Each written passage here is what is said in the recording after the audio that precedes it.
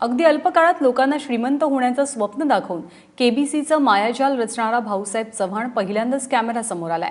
KBC या कंपनीमार्फत भाऊसाहेब चव्हाणनं महाराष्ट्रभर अंदाजे 10,000 कोटींचा चुना लावल्याचा आरोप आहे। विविध शहरांमध्ये चव्हाणवर गुंतवणूकदारांना फसवल्याचे गुन्हेही दाखल झालेत।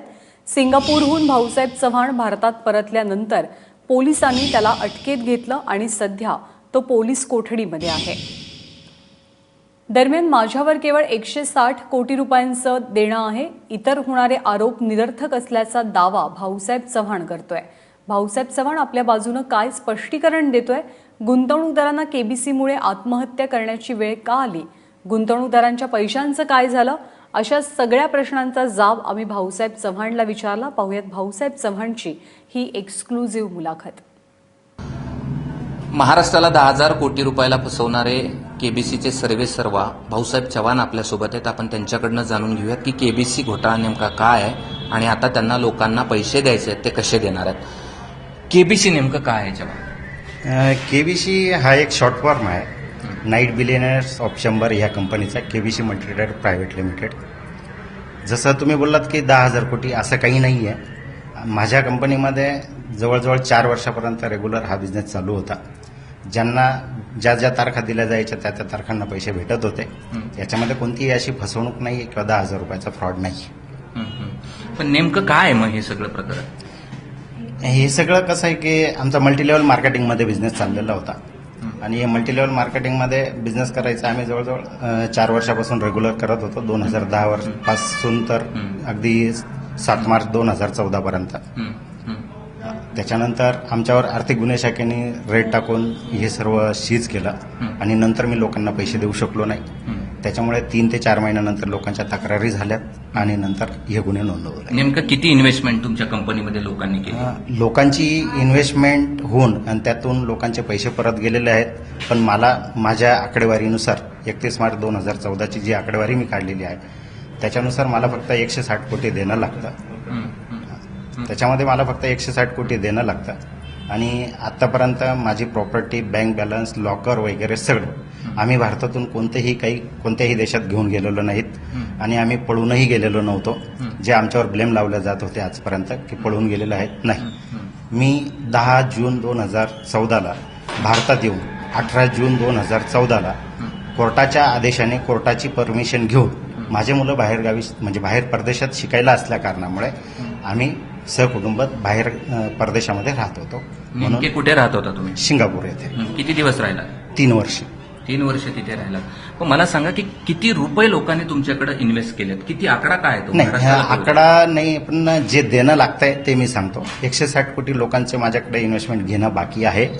त्यापैकी सर्व प्रॉपर्टी आणि हे सर्व मिळून माझी जवळजवळ ॲज अ मार्केट व्हॅल्यू 120 कोटीच्या पुढे आर्थिक गुन्हे शाखा नाशिक यांनी जमा केलेले आहेत।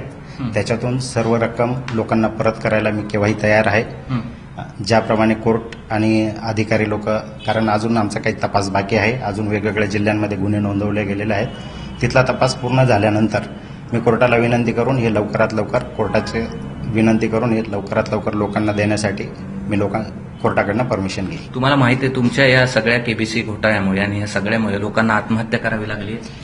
नाही, बघा कसं आहे, याच्यामध्ये माझं म्हणजे मी पण पेपर वगैरे वाचलेत, तुमचे न्यूज चॅनल बघितलेत, त्यामध्ये मला हे समजलं की लोकांनी आत्महत्या केल्यात म्हणून। फक्त आत्महत्या काही म्हणजे नाशिकला अचानक गुन्हा घडल्यामुळे 2 जणांची आत्महत्या झालेली, बाकीचे हार्ट अटॅकने काही लोक गेलेत। हे घडायला नको होतं, कारण जेव्हा 4 वर्षामध्ये माझी कंपनी चालू होती त्या 4 वर्षामध्ये संपूर्ण महाराष्ट्रात जिथे जिथे कंपनी चालू होती तिथे एकही शेतकऱ्यांनी माझ्या मते आत्महत्या केलेली नसावी।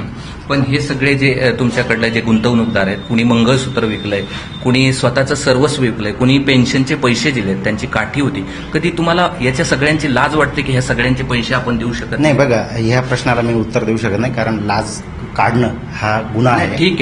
ठीक आहे, तुम्हाला कधी वाईट वाटतं? मी शब्द माघारी घेतो। तुम्हाला वाईट वाटतं ह्या सगळ्या गोष्टीचं कधी? वाईट असं वाटतं की माझी कंपनी जर बंद केली नसती आणि सर्व जर सीज आधी जर केलं नसतं, मला जर काही टाइम पिरियड दिला असता की लोकांचे सगळे पैसे परत करून टाका, तर ते नक्कीच केलं असतं। पण आधी कंपनी सीज झाल्यामुळे सर्व माझ्या हातात काहीच नाही राहिल्यामुळे आज सर्व लोकांना जे माझ्यामुळे त्रास होत आहे त्याबद्दल मी खरोखर दिलगिरी व्यक्त करतो, कारण माझा कोणालाही फसवण्याचा दृष्टिकोन नव्हता. पण मग तुम्ही पैसे परत कसे करणार लोकांचे? जे आता सर्व माझे property, bank balance, cash balance, locker वगैरे याच्यातून जे सर्व काही जमा झालेलं आहे त्याच्यातून कोर्टाची मागणी करून, कोर्टाला विनंती करून हे सर्व पैसे लोकांना परत करायला मी विनंती करतो. बरं, तुमच्या म्हणणं असं आहे की तुमच्या घरच्या लोकांना अटक झाली, ते त्यामध्ये सहभागी आहेत सगळे जे अटक झाले? नाही, हा खूप माझ्यावर आघात झालेला आहे, माझ्या कुटुंबियांवर. त्यामुळे माझे नातेवाईक माझ्यापासून दुरावलेले आहेत आणि हा म्हणजे एक प्रकारचा माझ्यावर कदाचित कट रचला गेला असं मला वाटतं. पण याची शहानिशा तर ज्या अधिकाऱ्यांनी असं केलेलं असेल ते बघतील, पण माझं कोणावरही ब्लेम नाही या गोष्टीच्या संदर्भात. जे घडलं माझ्या कुटुंबियांवर ते बाकीच्या कुटुंबियांवर घडू नये अशी माझी सर्वांना विनंती आहे. कोण आहेत गुन्हेगार? म्हणजे केबीसीच्या लोकांचे पैसे सगळे बुडवणारे असं तुम्हाला वाटतं? नाही, सॉरी, सॉरी, मी या प्रश्नाचं उत्तर नाही देऊ शकत. बरं, मला एक सांगा की या सगळ्यांमध्ये तुम्ही औरंगाबादमध्ये एक मेळावा घेतला होता, सगळे सुटाबुटामध्ये होते. तुम्ही सांगितलं होतं की महाराष्ट्रातला प्रत्येक गरीब श्रीमंत करायचा. बरोबर. हो, मी बोललो.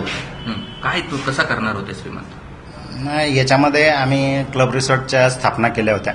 माझा घोटी पिंपळगाव मोर येथे जो घोटी शिर्डी हायवे आहे तिथं एक क्लब रिसॉर्टचं काम चालू आहे. जवळजवळ 70% काम झालेलं आहे आणि ते काम गेल्या 2 वर्षापासून बंद पडलेलं आहे. तसंच चांदवड येथे 42.5 एकरची आम्ही प्रॉपर्टी घेतलेली आहे. ती माझ्या म्हणजे कंपनीच्याच नावाने आहे आणि त्याच्यात देखील आमचा खूप मोठा प्रोजेक्ट होता क्लब रिसॉर्टचा, शिवम स्टार क्लब रिसॉर्टचा. या माध्यमातून गोरगरीब लोकांना श्रीमंत करणे असं माझं प्रोजेक्ट होतं. बरं, ह्या सगळ्यामध्ये तुम्ही पैसे लोकांकडून घ्यायचा, त्याचं नेमकं काय व्हायचं? कसं त्यांना परत देत होता तुम्ही, किंवा काय तुमचं प्लॅनिंग होतं? काय नेमकं करायचं? ते माझ्या धंद्याचं किंवा माझ्या बिझनेसचं एक गुपित आहे आणि ते मी उघड नाही करू शकत. बरं, पण आता ह्या सगळ्यांमध्ये लोकांना पैसे पाहिजे, म्हणजे त्यांना ना तुमची काही घेणे ना कोणाचं काही घेणं, लोकांचा पैसा आहे तो त्यांना परत पाहिजे. हो, मी तेच म्हणतो, सर्व लोकांनी माझ्यावर जो विश्वास ठेवलेला आहे तो तसाच ठेवा. सर्वांचे पैसे जे माझ्या प्रॉपर्टी, बँक बॅलन्स वगैरे जे सर्व काही जमा झालेलं आहे त्याच्यातून निश्चितच मिळतील असा माझ्यावर 100% विश्वास ठेवा. तुम्ही सांगता तुम्ही परदेशात पळून गेले नव्हते, तुम्ही परत आलात, कशासाठी आलात? मी परत अशा याच्यासाठी आलो की ज्यावेळेस माझा विजा संपला होता परदेशातला, मी परदेशात ICA ऑफिसला गेल्यानंतर म्हणजे इमायग्रेशन चेकपॉईंट अथॉरिटी या ऑफिसला गेल्यानंतर त्यांना विनंती केली की माझा विजा पुढे नूतनीकरण व्हावं. पण इंडिया गव्हर्नमेंटने रेड कॉर्नर नोटीस काढलेली असल्यामुळे माझा विजा नूतनीकरण झाला नाही, म्हणून मी स्वतःहून भारतामध्ये परत आलेलो आहे. तुम्हाला अटक केली पोलिसांनी? हो, ती एअरपोर्टला अटक झाली. एअरपोर्टला? तुमच्या पत्नीवर सुद्धा तुमचे एवढेच गुन्हे दाखल आहेत? हो, आहे. त्या सहभागी आहेत सगळ्यामध्ये? नाही, त्या ॲज अ फक्त नॉमिनल डायरेक्टर आहेत. त्यांचं शिक्षण 7वीत झालेलं आहे. त्या ह्या कोणत्याही गुन्ह्यामध्ये सहभागी नाही आहेत, पण एक संचालक असल्यामुळे त्यांच्यावर आरोप लागले गेलेले आहेत. त्या 100% माझ्यासोबत आहेत, त्याबद्दल काही. पण ह्या सगळ्यांच्या लोकांचे जे पैसे आहेत ते तुम्ही परदेशात उडवले असा तुमच्यावर आरोप आहे, परदेशात राहून गोरगरिबांचे पैसे? नाही, हा आरोप सरासर खोटा आहे. मी असं कोणतंही कृत्य केलेलं नाहीये. जे परदेशात मी गोरगरीब लोकांना वेगवेगळ्या टूरद्वारे घेऊन गेलो, जवळजवळ मी 3 टूर नेल्यात परदेशामध्ये. पहिले नेले बँकॉक पटाया, 270 लोक होते. दुसरे नेले Singapore star cruise, Thailand, Malaysia, तिच्यामध्ये 310 लोक होते. तिसरी टूर नेली सिंगापूर मलेशिया स्टार क्रूज, 2 दिवसाची नाईट, तिच्यामध्ये टोटल 8 दिवसाची टूर होती. 340 लोक होते. त्याच्यामुळे मी पैसे उडवलेले नाही आहेत. सर्वांना त्याचा उपभोग आणि एक काय असते लाईफ हे लोकांनी आजमावलेलं आहे, गोरगरिबांनी अगदी. त्याच्यामुळे याच्यात पैशाची उडवणूक म्हणता येणार नाही. छोटा छोटा इन्व्हेस्टमेंट तुमचं टीव्हीवर ऐकणार आहे, त्याला तुम्ही काय सांगणार आहात? अगदी शेवटचा प्रश्न आहे.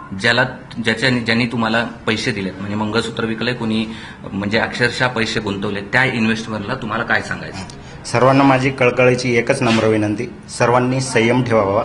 हा तपास आणि कोर्ट मॅटर असल्यामुळे याला थोडा वेळ लागेल. सर्वांनी संयम ठेवून प्रत्येकाचे पैसे मिळतील अशी मी ग्वाही देतो.